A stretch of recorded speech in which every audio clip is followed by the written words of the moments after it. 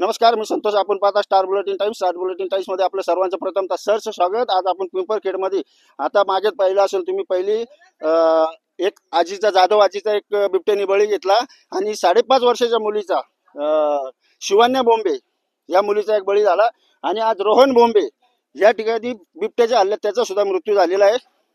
आणि या ठिकाणी ग्रामस्थ एवढी आक्रमक झाली होती का वन विभाग याच्याकडे दुर्लक्षच करत आहे असं ग्रामस्थांचं म्हणणं आहे. आणि त्या रागामध्ये ग्रामस्थांनी पाहू शकता, वन विभागाची गाडी आहे ही सुद्धा पेटून दिलेला आहे. म्हणजे एवढा आक्रोश निर्माण झालेला आहे.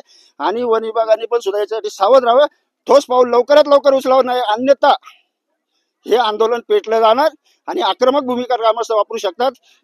तेव्हा वन विभागाने याच्याकडे तातडीने लक्ष द्यावं. धन्यवाद.